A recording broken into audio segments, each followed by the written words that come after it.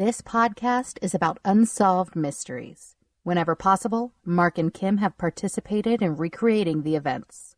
What you are about to hear is not a news broadcast. Tonight on Unsolved Mysteries Rewind, two friends get together to discuss episodes of their favorite television show, Unsolved Mysteries. Will they find answers? Will anyone care? You may be able to solve a mystery.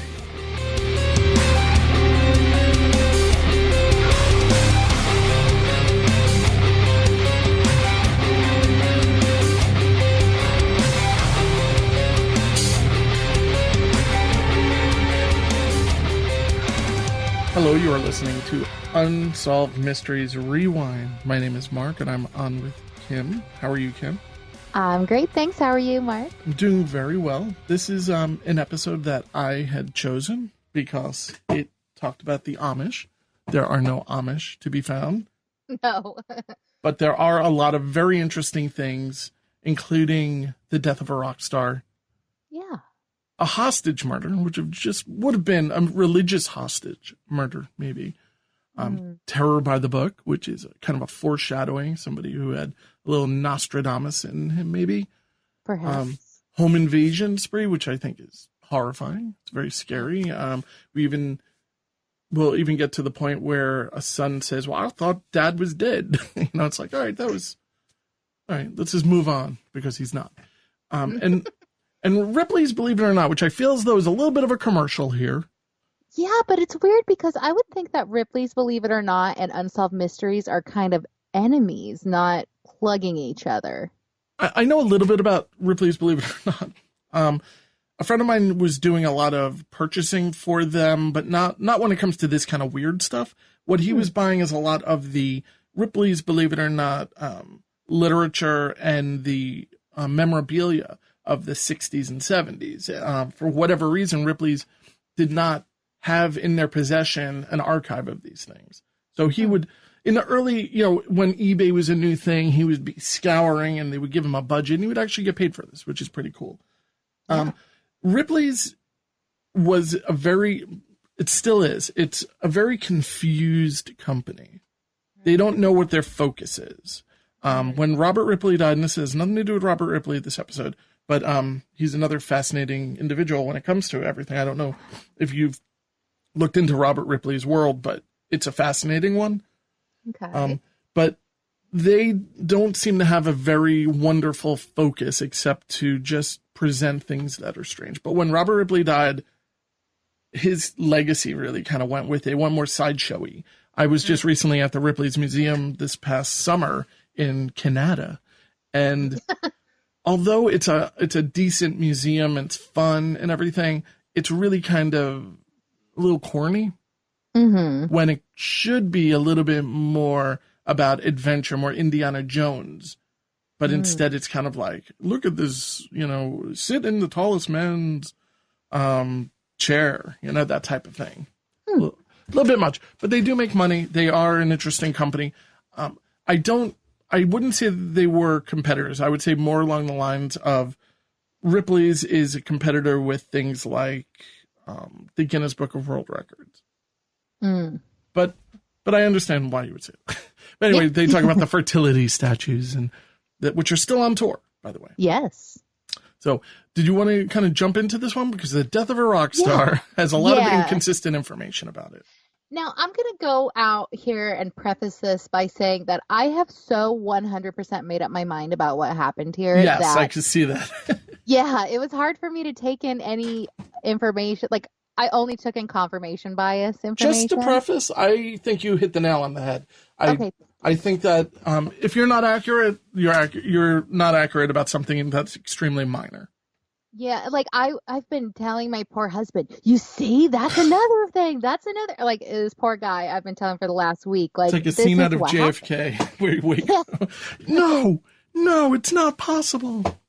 I'm so positive, and I have facts again that even you don't know about, so I will throw down with your theories. But let's start in July of 1966. Now, is Bobby Fuller on your radar? Are you familiar with his music? I know this song, I Fought the Law and Sure. the Law Won, and I've listened to it like 10 times in preparation for this podcast, and it's good. I forgot how good it was. Bobby Fuller was one of these guys when I was growing up because I was really into this era of music, like before the Hendrixes and stuff. And I always enjoyed like the music of the late 50s. So he was, in my opinion, this might piss people off, but a bit of a joke because he's a really, really great song cover guy. He can really, really perform really well, a great copy of other people. And with the exception of I Fought the Law, which is, it's a bit of a Buddy Holly ripoff, he's a good guitarist. Like, he knows how to fake it really nicely. And it's what happens to a lot of guys. He just did find a little bit of success. I don't think that Bobby Fuller 4, the Bobby Fuller 4, would have really gone on to be the next anything. I just didn't. Their material's really not there. So anyway, that's it. Yeah, and his brother's like, he was on track to be the next Elvis, but it's easy to say that when they die young and you never really get their full potential. So. Right. He is in July of 1966. He is found dead in his car. Yeah. He was in the passenger seat, so his butt was in the passenger seat, but his head was kind of slumped over onto the driver's seat. There was blood that kind of saturated the seat and his shirt. Some people said that he looked beat up. Apparently, he had a broken finger, and he also had what was described as bruising all over his face, let alone all the blood on his face and shirt. But I think that that's kind of post-mortem lividity. Sure. I mean, I think it's pretty easily, you can be easily bruised when you pass away, can't you? Is that what that means? Well, the lividity is like how the blood pools in your body after death. So if somebody hangs themselves, then their feet are like dark purple, just because that's just how the blood settles in the body. Mm-hmm. And then you have petechial hemorrhages, which are kind of like almost like under the surface blood blisters is kind of how they look. But if you were a lay person and you just happened to see this guy getting carted out onto a gurney, you'd be like, oh, that guy looks like he's got the crap beat out of him. Yeah. So they find a gas can on the wheel well, and his whole body is soaked in gasoline. But there's no indication that anybody like tried to throw a lit cigarette in or tried to burn him up in any way. It's just gasoline is spilled on him. Right, like in Goodfellas, for instance, they're pouring gasoline around everything, then they light it. Exactly. You don't really pour the gasoline in and leave it. Exactly. Yeah, exactly. And so the coroner, when they get there, they're like, oh, it's obvious what happened. He killed himself by drinking gasoline, which is kind of a crazy theory. It's not super common, I would think, that people would kill themselves through drinking gasoline. Mm-hmm. We have amateur psychologist Casey Kasem saying... But legendary Casey Kasem. It's amazing. I love his voice. Oh, he is amazing, but he's like, oh, this guy would never commit suicide, and you can take that to the bank. It's like, well, you can't really call for the operation of his mind. And I know a lot of people who know suicide victims closely, and they say they never would have done this. You hear about it all the time on like murder shows. Can I just ask you something? Did you happen to watch any live performances with Bobby Fuller? Well, yeah. Mm-hmm. You might notice this. He's kind of a fat face. Right? Mm-hmm. Maybe even an alcoholic's face, like kind of like a bit bloated because he doesn't look chubby. I mean, he's not like svelte, but which is my Yiddish of the day, but he's not scrawny or anything, but his face just looks kind of like puffy. Yeah. Like maybe a cucumber mask might help. And he's young. He's in his early 20s here. He's even earlier. I mean, the videos, who knows how old? Maybe he was even like 20 because it's before he was really big. And I don't know. I would imagine that it's possible that when maybe he had a really bad alcohol problem and that might affect certain things. Also, when you're going to your theory of huffing gasoline, couldn't he have just banged his face? It just makes so much more sense to me that he would look beaten up because maybe he was, beaten up a little bit, not by somebody beating him up, but because he's playing rough, you know? And maybe when he passed out, he hit his head on the steering wheel, or who knows, and that could have led to the blood. So my theory is that he was huffing gasoline to get high. Now, the reasons that I have to show my work is that they found no sign of gasoline in his esophagus, in his stomach, and on Unsolved Mysteries, they say that they found no drugs in his system, but what they tested for was only barbiturates. So that wouldn't, gasoline would not show up on there. The reason why I'm saying that it's gasoline, there's obviously the gas in the car. I just have to tell you, I can see your cursor right now. You just scroll down to the Sally Fields thing. That is crazy. I didn't know that it was that live. Oh, weird. Yeah. So we're on a shared Google Docs right now. So another reason why I think that is because suffocation from inhalant abuse actually completely replaces the oxygen in your lung with the particles of the inhalants. And that's not something that they were really testing for. Here's an otherwise healthy young 20s guy just in his car. And let's see what else I said. They said that he was having behavioral changes, like he was getting super angry with his Bob Keane, his music producer, and that could be from inhalant abuse. Now, the number one reason I think this, and again, this is just confirmation bias on my theory, is in 2015, Randy Fuller, who is Bobby Fuller's brother, a member of the Bobby Fuller Four, and somebody who we see on Unsolved Mysteries, he gave an interview in 2015 saying that Bobby walked in on Randy huffing gasoline one time, and Bobby said, "Oh, what are you doing with that? That's the leaded. Don't you know you're supposed to do the unleaded?" Oh, God. So that to me all says that he was having gasoline, which I'm not passing any judgment. Do you? I really don't care. But it's just to me that's where it all lines up. Now, I love the smell of gas. I don't know why. If I get one whiff of it, I'm like, ooh, I like it. But then I think, oh, it's toxic, so I'm not going to be around it so much. I'm working on different cars. I'm around all of these fumes a lot. And it can get to you extremely quickly. I think I've explained in the past that I'll test my levels of being able to stay around carbon monoxide for too long, which I don't really do. It's not something that I find to be habitual. But it's weird with gasoline. Gasoline has that kind of weird smell to it. I couldn't imagine huffing it, which is what I think people also do with airplane glue. Where they just basically, you just keep breathing it in, right? I mean, is there a method that you read about? No, there's not a method I've read about. I have seen my share of intervention. Right. I've seen people like straight up huff silver spray paint. Like it's nothing is like. And that air, the compressed air as well. I've seen like something. The keyboard cleaner. Yeah. But nothing. I don't look at that and go, "Oh, I want to huff that." So obviously, it's something weird in these people's brains that makes them want to do this. But when I have seen on interventions, they just like put it in their mouth and push down. It's crazy. It's just crazy because he's also living in LA, right? He's in the late 60s. You could get drugs on some level. It might not be as prevalent as today, but. Well, Bob Keane tries to posit the theory that LSD killed him. I don't think you can die from LSD.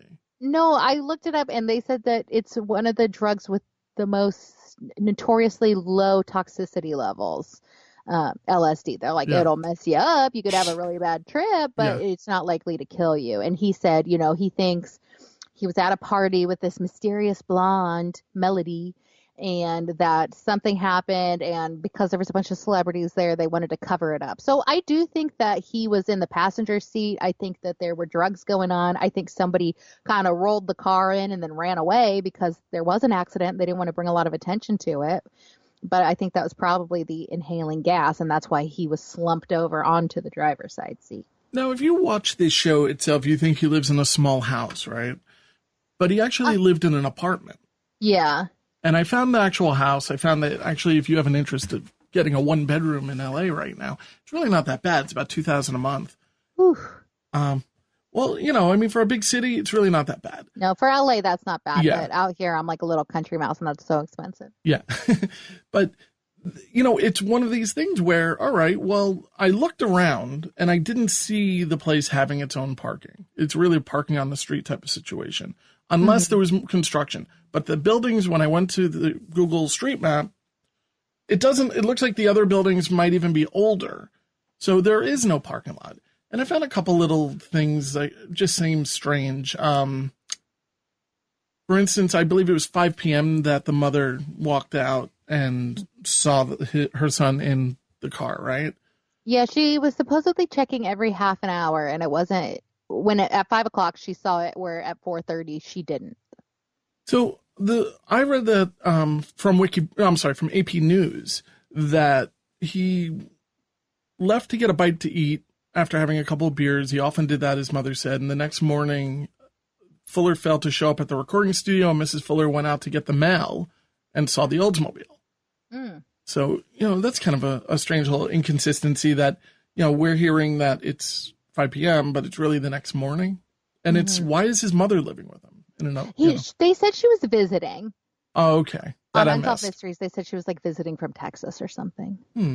But, I think that, I believe it was your theory that Melody possibly parked the car.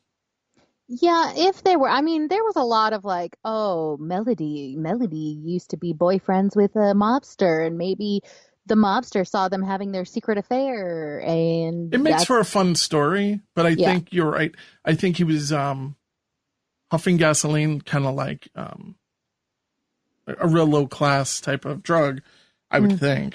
No opinions, but I would think that if you're huffing gas, you probably aren't listening to this podcast. But maybe you should. So I just think it adds to a story. It makes it more exciting that a mobster could have been involved through 1 degree of separation. Exactly. But yeah, I think he died, she panicked, and maybe even just dumped the car. Yeah, to me, it's just one of those Occam's razor things. Like, the most straightforward answer is just the one that makes sense. It's the one that it is. If only he was 27, he would be a part of that Rockstar 27 club. Well, if you notice, he looks pretty old for a 23-year-old, and apparently Bob Keane changed his age to try and get the teeny boppers in. Really? So how old is he really? Well, they said that they think that he was off by 2 years, so that he would have been 25. 2 more years. There's a whole lot of information out there about Bobby Fuller that I learned that's a little salacious. What? Bobby Fuller? I know. Well, apparently he had gotten his girlfriend pregnant. This is not on Unsolved Mysteries. This is just on my research. He'd gotten his girlfriend pregnant, and his girlfriend was like, so we're going to get married, right? He was like, oh, I can't let down my fans. Like, I need to look single and hot so people keep buying my records. So he's like, you know what we're going to do? We're going to hop the border to Juarez and get you like a back alley abortion. And so she goes, Classy. Okay, I know, right? A real charmer, this one. I know, that's why I feel bad. No disrespect to the dead, but this is his story. So yeah, she's like, okay, I'll get this abortion if you promise to marry me. So he's like, oh, no, I didn't promise to marry you. Like, that's not what I want to do. How about this? I'll set you up with my friend who's desperate to get married, and then you pass off the baby as his. Like, just jump into bed with him real quick so he thinks that this could be his baby. So she goes, okay. So she does. They get married. They're married for like a few years. And then she takes the baby to go see a Bobby Fuller concert. And she's like, oh, Bobby, I'd like you to meet your daughter, who's like 2 now. And he's like, oh, my God, what? And she wrote him a letter that was like, I want to be married. I want the 3 of us to be a family. And apparently that note was found on or near him when he died. So they were thinking maybe that's why he committed suicide. But I don't think this was a suicide at all. No, I think this was, I need to get high right now. Yeah, exactly. And maybe that kind of note would precipitate you wanting to get high. I don't know. I do have to get high right now. No. But I just think it's really, it is a sad story, but with all of these things, there's so much more to go into it. If you go on YouTube, there are hours upon hours of other discussions about this. So there is so much to be learned. I think we've really summed it up, though. I don't think that it was I genuinely feel, and I think you feel this way, that it was pretty much 100% accidental. Yeah. You And probably had the windows update closed, and you're huffing, you have open gas. Ugh. in July in California, it's hot, vapors, but there is an update that the coroner, after the episode aired, changed the death from suicide to accidental. And it said that the family hopes that new technology will help them if they exhume the body to do more testing. So that's where we stand with Bobby Fuller. Yeah, I mean, I guess I can't blame people for wanting to, one, have the correct determination of why this person died, but I think that they might have also learned of the success of the movie La Bamba. And, these stories sell for a lot of money. And I'm just wondering, could it be, is that really me just thinking very poorly of people, that they want to use a really terrible experience to cash in? Well, La Bamba's Richie Valens, isn't it? Richie Valens. Richie Valens, whose producer was... Yeah, Bob Keane. The same producer of Bobby Fuller. But Bob Keane also, discovered Sam Cooke. Really, who really also died legendary. mysteriously. Yeah, so maybe we need to look into Bob Keane. Honestly, Bob he Keane. did seem a little sleazy. He's dead now, rest in peace. I'm sorry, but he did seem like that kind of record producer who would get stuff done no matter what. I have to agree with you a little bit on that, but he was played by Joe Pantoliano. Ugh, I know, who's like the creepiest scumbag in Sopranos. He plays Ralphie. I love Sopranos. I haven't seen it in a long time, though. Ralphie's so skeezy. But he's a very good actor. But it's weird. He wears those like flowery shirts, and in real life, Bob Keane. Have you ever seen the movie La Bamba? Mm-mm. It's worth seeing. It's if you want a little primer of late 50s Mexican rock, yes, it's pretty good. Actually, I don't believe he was Mexican. I think that's like a big part of it. They get like all uppity because he doesn't even speak Spanish. But yeah, there's a lot of weird shadiness. This is also a very weird time to become a celebrity in this because of all of the scandals that were going on in rock and roll. Mm-hmm. Everybody, I guess, wanted to be the next big success. Of course, at the end of La Bamba, what's so shady about that is you have the Big Bopper, Richie Valens, and almost said Woody Allen, and Buddy Holly all crash in a plane on their way to a show, and they all die. I think that was 1958. I think that was like the big launch of rock and roll, and I think maybe Bobby Fuller got caught up in that, and he was a big fan of all of them except for the Big Bopper.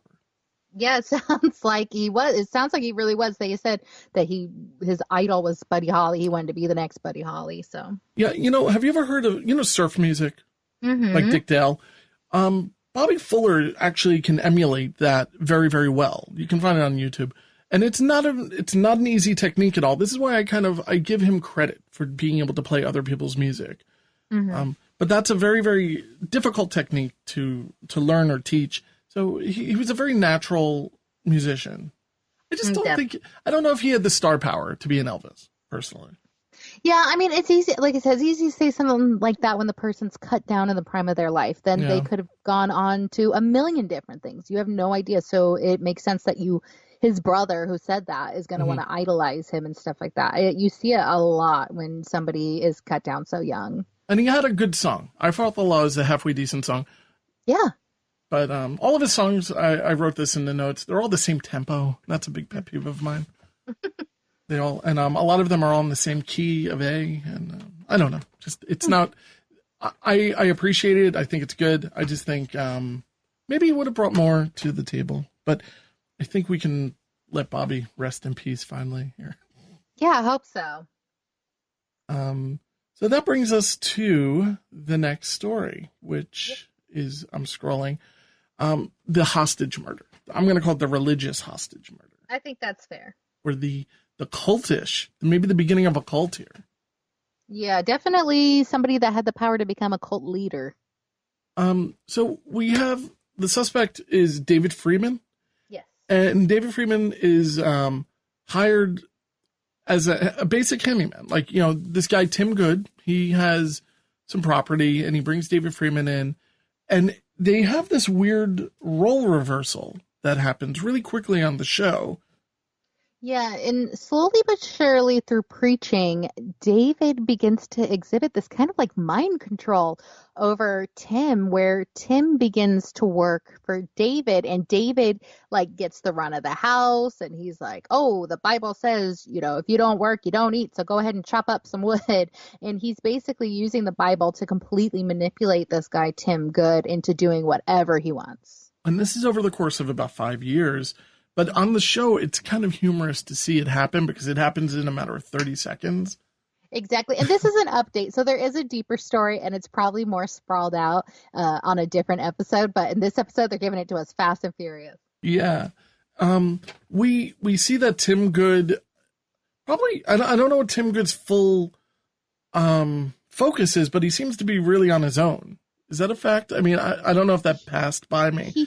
He had taken in like a 15-year-old kid who was kind of kicked out of the house by his parents, and he put him to work on the farm. His name was Gene. Mm-hmm. So it was basically the two of them where he was almost like a guardian over Gene.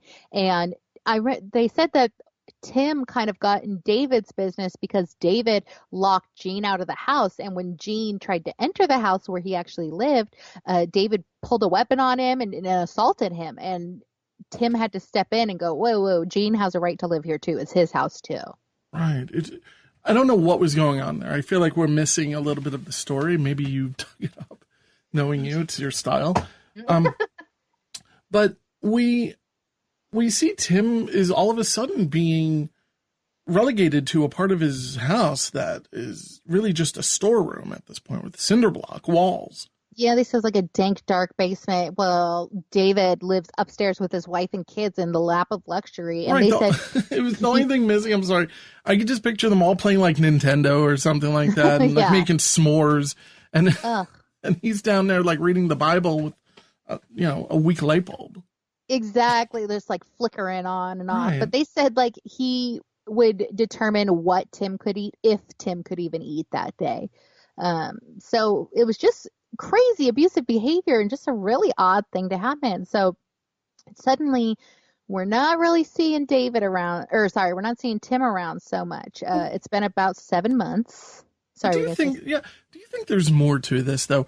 There seems to be, I mean, for somebody to follow one person, they have to be really, really into, like, there seems to be almost a love or a dedication by Tim towards David. And they don't really convey, it doesn't come across on the show, but he's kind of like a dog. Like, he's very reliant on this person who essentially works for him.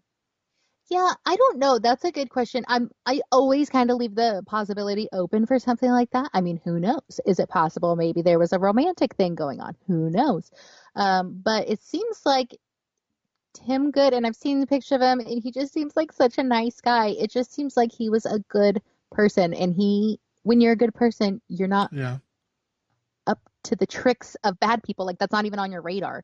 So I think that David was just a really convincing con man, and he just completely had Tim under his fingers. Yeah, I guess over the course of time, it's just really easy when you know how to manipulate. Yeah, and like you said, it's probably about 5 years. They're living together, they're working together, they're eating together. It's everything. This guy's whole world. Yeah, so, it's pretty shocking when you see them portraying it, because he's in this little tiny, like maybe 8 foot by 10 foot room. Yeah, it's basically prison. Literally, I mean, it really looks like it. There's no window. It's really like an old-timey prison, like in a castle or something. It's a dank basement. Yeah, and they say that David Freeman has like a wet bar, jacuzzi, 3 big screen TVs. Like, he is just spending Tim's money. And apparently Tim confronted David on this, and David strangled him. So Tim is dead. The neighbors haven't seen Tim for like 7 months. So they're kind of poking around. They're like asking questions. Where's Tim? Where's Tim? Now, after 8 months, sorry, I'm so scatterbrained. After 8 months, the cops came, and I was wondering how the cops knew to come. Did you look this up? No, I didn't. I don't know how 8 months goes by without wellness checks, property taxes have to be paid. There are a number of things that are still in Tim's name, I'm assuming. Right, but Tim was so isolated from family and friends, and they actually completely moved to West Virginia. So it's a lot of these neighbors didn't know him, didn't have a relationship with him enough to do a welfare check. Maybe he's just a hermit that lives up there.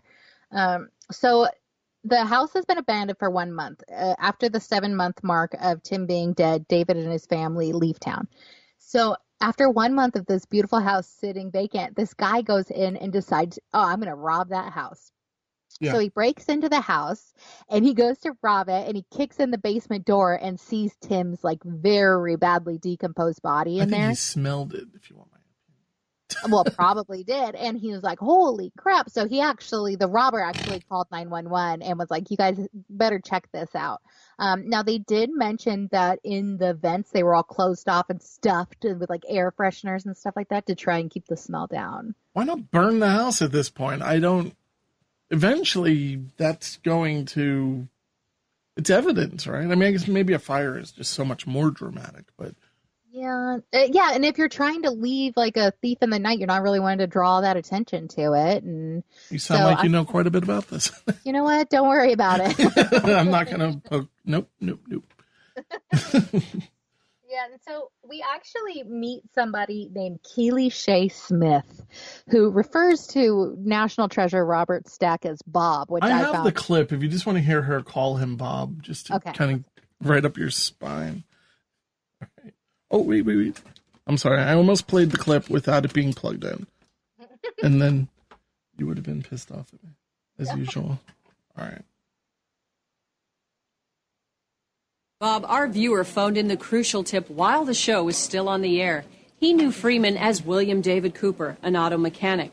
Cooper had recently worked on the caller's car and made an unforgettable impression. So, Bob. I don't care for it. No, me Show either. some respect. I don't like her hair either. And I know she is married to one of the better Bonds. Pierce Brosnan. I like Pierce Brosnan. He's one of those actors, I don't know, I can't dislike him. Yeah, he seems like a nice guy. Which means he's next. He's next to go down. Me too. But yeah, she I don't know if I recall ever seeing her before or these little segments popping up on Unsolved Mysteries.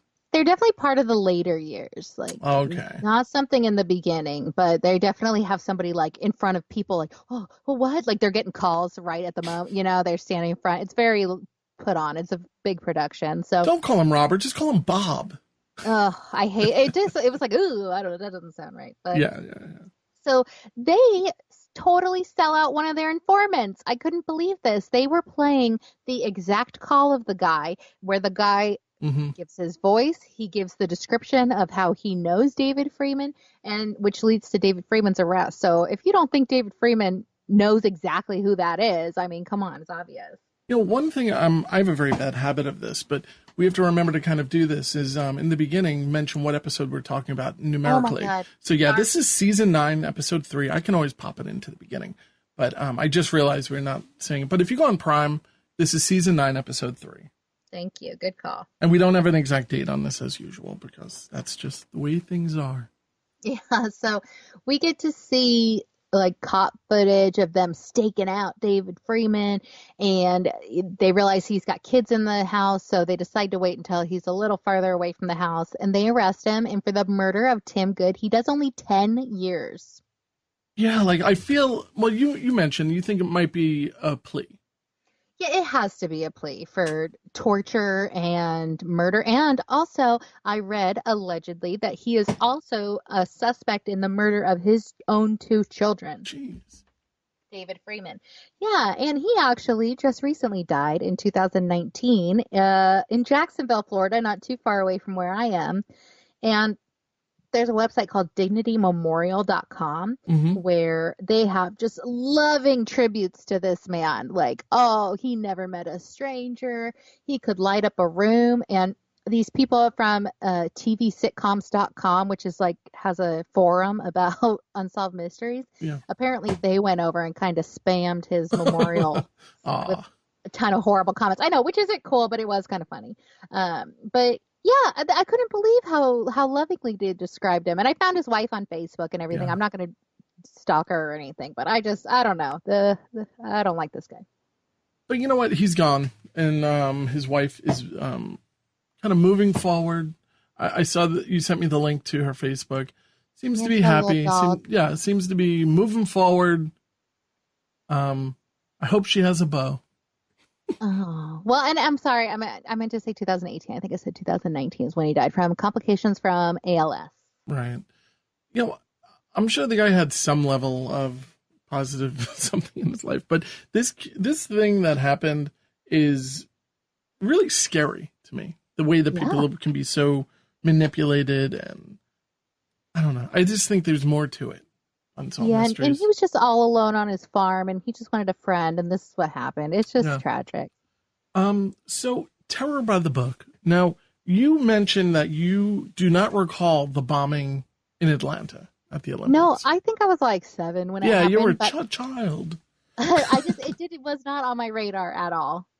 From what I recall, I came home. I was going through a pretty terrible relationship at the time, and I remember I came home and I put on the TV. And it was very late, and I saw that it happened, and I'm like, "What? What's going on?" I'm watching it, and I don't know. I kind of remember it being the first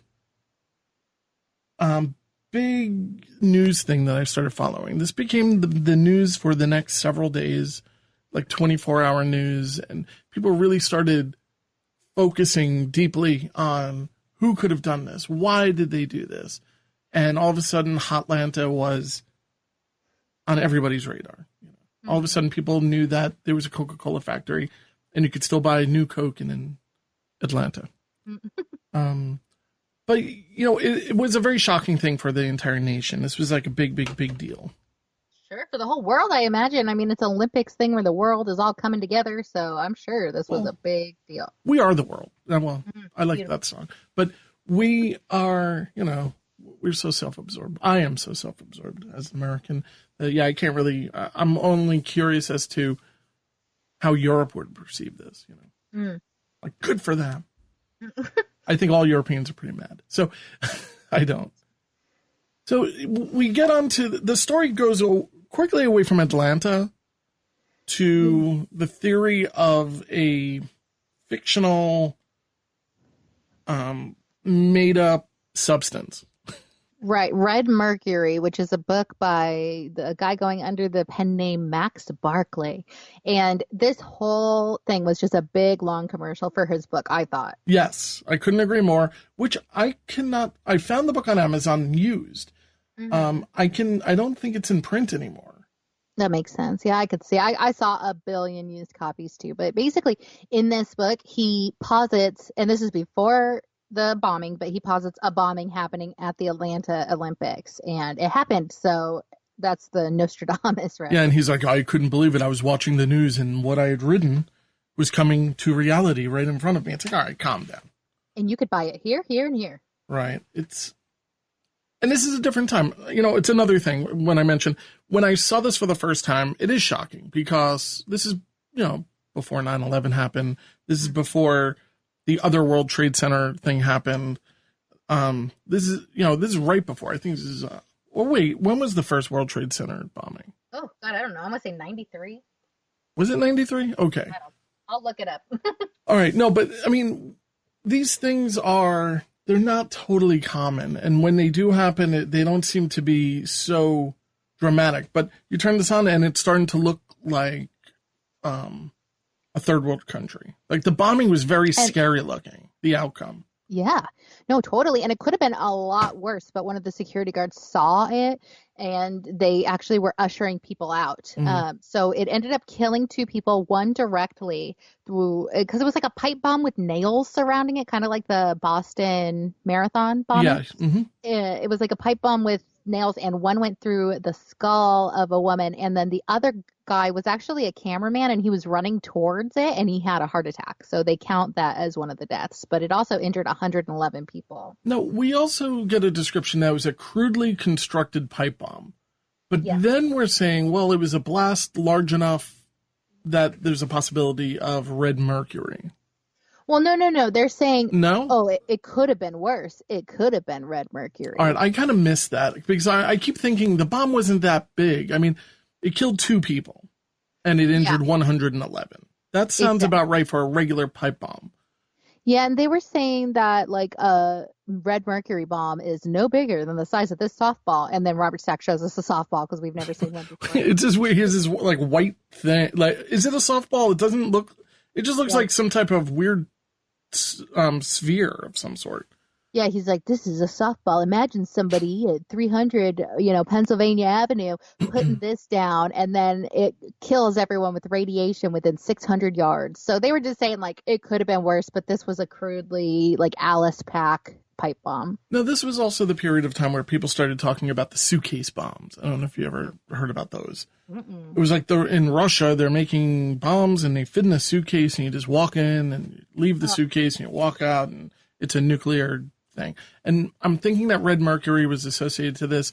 It's a very exciting substance, is it real?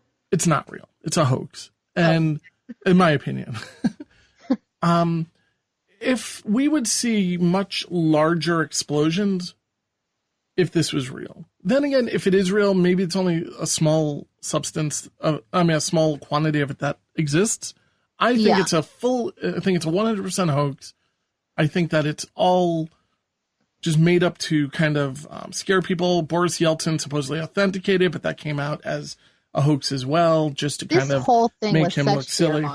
Yeah. Sorry. It was such a fear-mongering video. At one point, they show Stalin just, like, firing a gun off into a crowd, like, and they show, like, Russian tanks and stuff, and it's just trying to get everybody freaked out. And they're like, a customs official wouldn't even notice it. X-rays can't get it. Dogs won't sniff it out. No, I was like, I'm getting scared.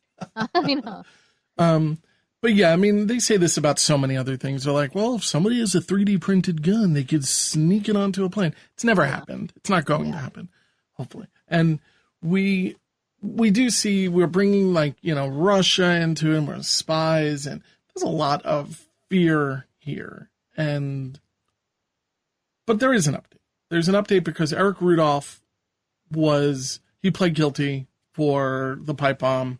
Yeah, in 2003. Aside from him being a lunatic with a focus on, he bombed 2 abortion clinics, and he seemed to have a real hatred of gays because he bombed a lesbian nightclub in Atlanta. Was his focus just purely hate people who are living and doing things that he doesn't personally agree with?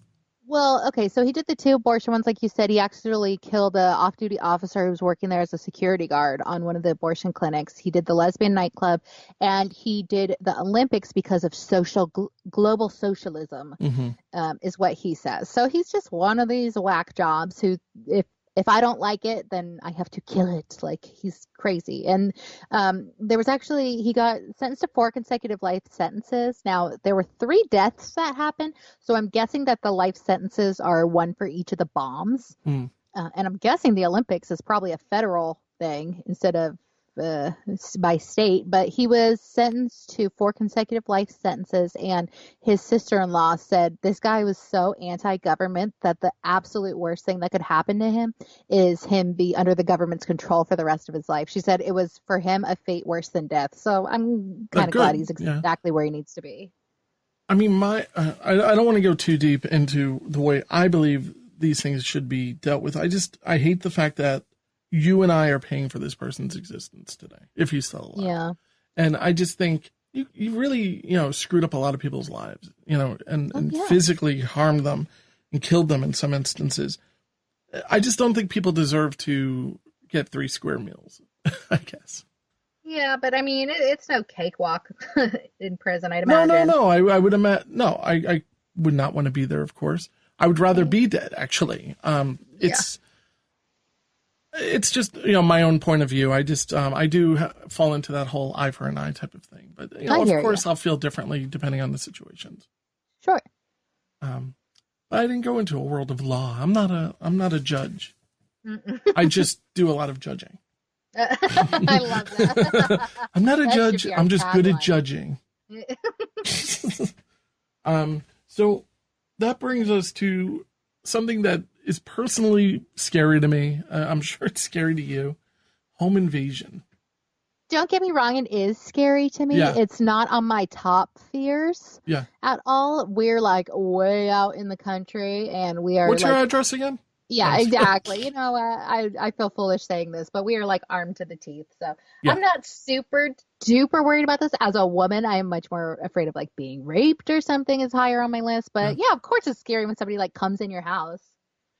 You know, it's funny. I was going to ask you, but then I thought, all right, that might be just too much. I was just curious if you owned firearms. Oh, yeah. Which is, I'm going to say, not totally uncommon for where you live and where I'm not even going to talk about even the region. But I'm in New York, right? And New York is a pretty liberal state. And we have two weapons, I guess I can call them, right? We have a shotgun and a handgun, and both legally licensed, all that good stuff. And it's a real rarity, though. I mean, I'm in the suburbs of Long Island, but people don't. Like, I talk to my neighbors, like, well, you have a what? Oh, really? Everyone here is so armed. It's crazy out where we live because we are out in the country. And we are like hunting, yeah, a lot of people go hunting. I mean, when I go on walks, I take a big gun with me just because we have rattlesnakes out here and stuff. So, like, I'll just walk down the road with it. Kim, I think you're even cooler now. I don't know. I picture you with a sheriff's type of like belt on, like with a holster. I love it. Okay, cool. I'm not going to wreck that image for you if that's how you want to think of me. I love that. No, but I love that. And I think that if you're not comfortable with weapons, of course you shouldn't have them. But I grew up with them and I'm comfortable around them. Mm-hmm. Anyway, and it's the first thing you want when something bad happens, such as a home invasion robbery where your son is saying, I figured dad was already dead. That's not even the most egregious thing that somebody says in this episode. The it's mom not. The is way so ridiculous. The mom is my favorite. Mine too. In the reenactment, she is giving it 110%. She is getting that Unsolved Mysteries paycheck. Like, the reenactment mom is a lunatic. The director, I think, went to them and said, look, you get one take. You're going to give Make it count. Don't walk back wishing you would have done more. Don't look into the camera. And let's not screw it up because we only have 4 feet of rope. Oh my God. Yes. We're in the house of Dr. David Kaywood. He's taken a nap. His wife and his oddly named son Trinity it. It's you know, I hear a unique name and I'm like, oh, that's going to make it real easy to Facebook stalk you. So did you? Oh, of course you did. Oh, I have all their Facebooks. I have her Airbnb listing at the end of this. Like, we'll get to it. Whoa, but can you stay in this house? Yes, and I think we should do our first live Unsolved Mysteries Rewind from her house. Jeannie Cave. That's a great idea. That gets the happy bell of Ching. Well, he's taking a nap upstairs. His wife and son are out of the house, and he is awoken by masked gunmen. I think there was like 4 of them there. Right. So at 9:45, his wife and his son come home, and they hear glass breaking, and so the mom just runs screaming at these bad guys. Now, I don't know what I would do in that situation. She goes right towards them, though. Yeah, they said in a blind panic, she just runs screaming at them. Not to stave them off, but just scared, like running into their arms. Right, almost. But it's not a possum. It's people. Right. Yeah, so they're like, they tie her up and they tie her son up and they're like, where's the vault? Where's the vault of gold? She's like, I don't know, y'all, because they're in Tennessee. I don't know where it is. She looks at her son. She's like, Trinity, you look at me. He looks at her and she says, I'm your mother. I brought you in this world and we'll leave it together. And it was just like, what? It's only been 4 minutes. I know.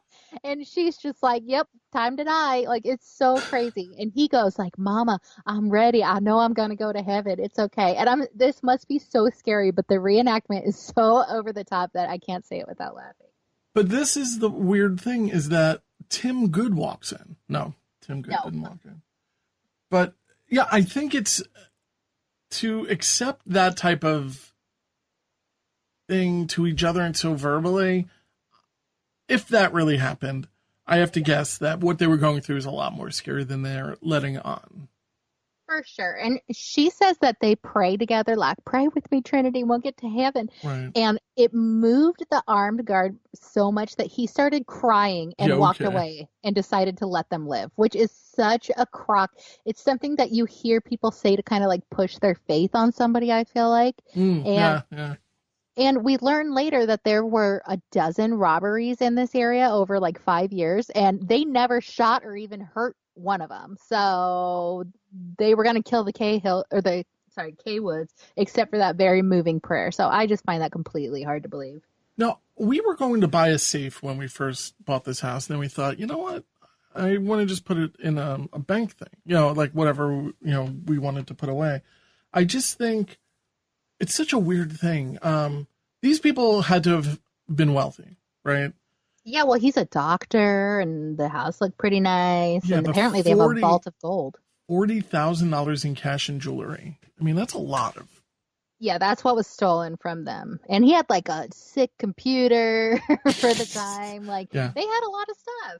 No, yeah, I mean, you're right. It's just a matter of, that's a lot of money to have on hand. Mm-hmm. But then again, you know what? Credit cards weren't as. What year did this happen? Do we know? Oh, I don't. So, I mean, maybe credit cards weren't that prevalent. Maybe he was going to buy a house. I'm not really sure. But we do get the one thing. I still think that this is a telltale sign of something where, and we see it later, where they say we're the law. Saying don't go thinking about calling the police because we are the law. Exactly. So they're kind of trying to hint us towards the fact that these are law enforcement officers, maybe, that have like gone rogue and decided to start kidnapping everybody. But they said that they knew things that were very specific to each person they robbed, like something that they would have had to tell somebody. They didn't get deep into it, but it sounded like, do they know these people? What is it? Now, do you think that might have been a reference when she was saying we were praying and the person got choked up and walked away? I mean, could it be that this is the guy who, pumps their gas? Maybe they do physically know these people. I totally hear you. I think it's a possibility. Everything's a possibility, but I think the most likely scenario is that she made that up to sound better. No, I agree too. But, you never know. The guy could be their Cub Scout leader or something. Yeah, but I don't know if in that moment when your adrenaline's pumping, you're holding the gun on someone, you're going to be like so moved to tears. I don't know. Maybe he's huffing gas. Maybe. I would be. I mean, if I'm at the point where I'm holding guns on people and stealing their money, I may as well be high. You've taken a wrong turn. I have. But so you found an Airbnb. Yeah, it's actually a VRBO. So you can rent it. They have pictures of her, like it's right on the lake. So she's like holding up fish that she's caught on there and stuff. It's current. Like you could rent this now. You put the link here. I didn't know what a VRBO was, so I didn't click on it. I thought you were trying to get me to download a virus. Yeah. So, sadly, Dr. David Kaywood died in 2006. Trinity Kaywood is now the manager of a brokerage firm. I have pictures of him now, and I'll post them on the Facebook site, Unsolved Mysteries Rewind. I also have pictures of Jeannie now, and I'll post pictures of her VRBO. Why not? But it's something that I only saw online that they didn't show on Unsolved Mysteries is that this man named J. Dwayne Hatton, who's the alleged ringleader in all these robberies, he was actually arrested in 1994 and sentenced to 54 months in prison, and he died pretty recently in 2015. Yeah, so you definitely dug that up. Yeah, we didn't. I'm surprised that we didn't get an update to that.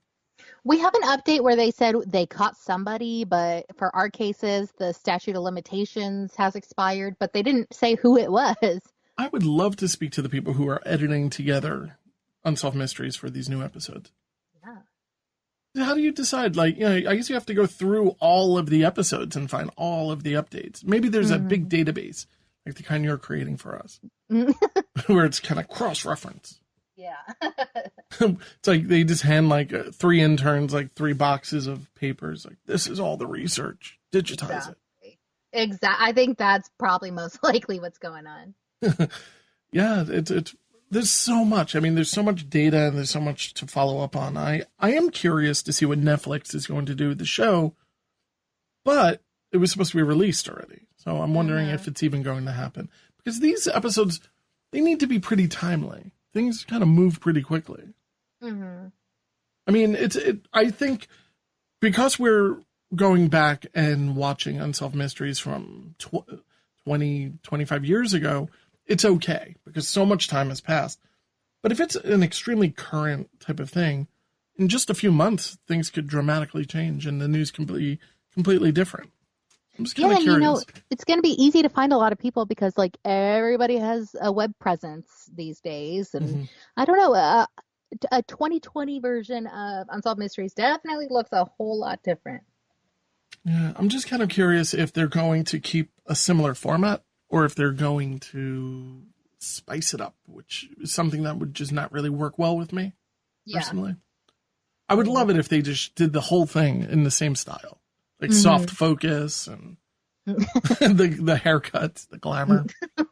That'd be awesome. Having us as the hosts. Oh my God! Now you're talking through Zoom. We'll do that. No, but this brings us to the fertility statues. Oh yeah, which are almost inappropriate for young children. Oh yeah, they are very naked. They're very, very naked. They are real in the sense that they still exist and they're on tour.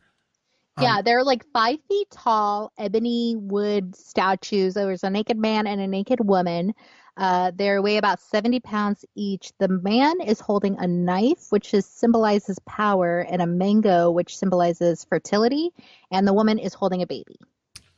And they look like your basic stereotypical African statues. Yeah, and the guy who is selling them to the guy from Ripley's Believe It or Not is like, oh, a shaman put a curse on it. And it just seems like he's kind of trying to play up at that angle. Yeah, I mean, if you go and search fertility statues, you see that there's a tremendous history. They're not terribly uncommon, but the story that is associated with these particular ones are uncommon.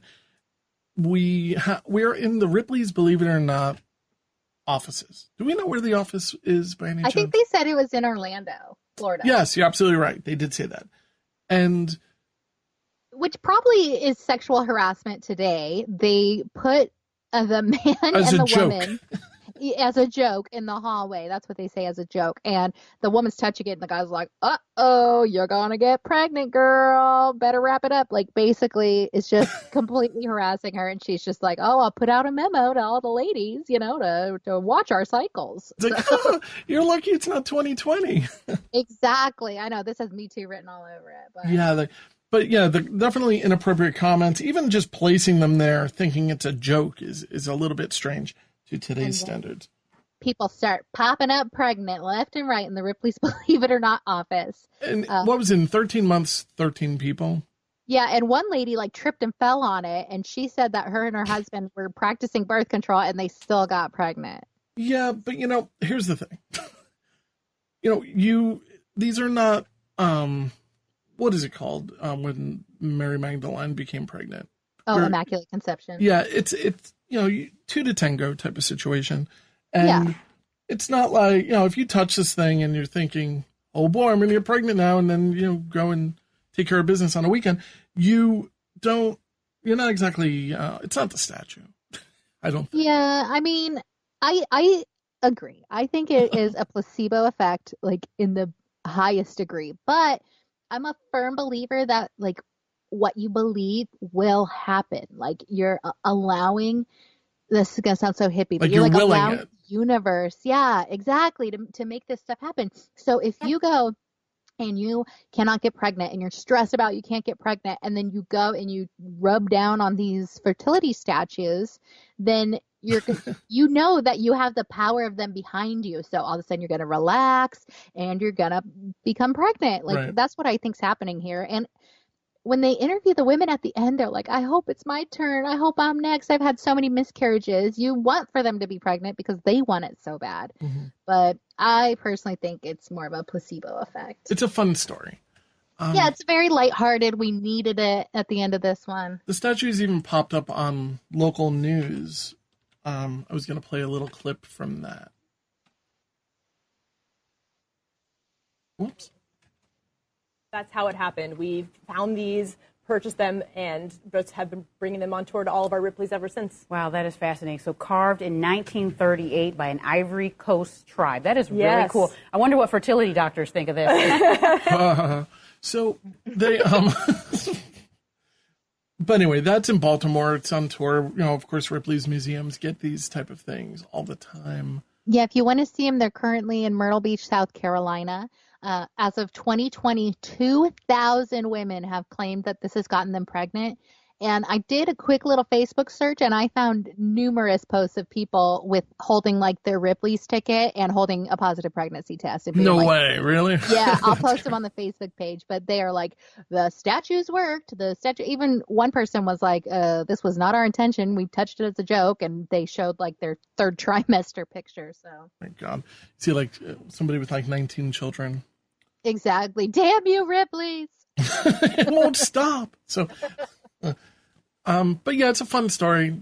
I don't know if I fully believe in these type of things or curses, but I think you hit the nail on the head. I believe it's a real placebo type of situation. It's a good story too. You can tell everyone. Actually, if you have a child through this statue, if like it's responsible, you should get free admission of Ripley's museums. I think that's fair.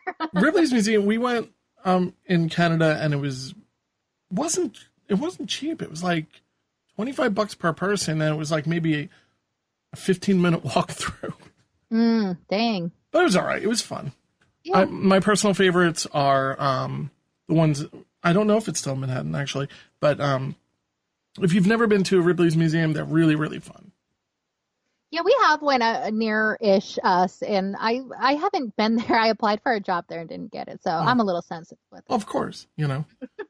What you have to do is put the nail in your head. Okay, clever. I belong here. But yeah, it's a lot of fun. It's kids like it. It's a little bit gross, and it's a good family attraction. Yeah. I guess. So I also, oddly enough, I have the entire collection. I'm looking behind me. That's why my volume is getting weird. I have the entire collection of Ripley's, believe it or not, paperback books that go back to like the 50s. Awesome. This is something that I've collected over the years, and I don't know. I think I have like, it must be about 110 or something. And they're fun. I don't know if you ever read those news clippings. You know, those every day Ripley would write some type of fun fact. Awesome. And I'm forgetting the person's name, but I should really put a link to it. There's a person that worked for Ripley who did all this research, and he was kind of a savant, and he would find out all these facts from the New York Public Library. He would go there every day from opening to closing, doing research all day, and he would just come up with all of these amazing facts for Ripley to use. Cool. I'm going to dig up his name because his story in general is just a really incredible one. Awesome. But Kim, as always, thank you so much for taking the time to speak with me today about Unsolved Mysteries. You know what, Mark? I brought you in this podcast, and we will leave it together. Tonight we have been confronted with an entire catalog of unexplained and unsolved events. Tune in next time as Unsolved Mysteries Rewind discusses another collection of unsolved mysteries. Until then, we can only look and wonder.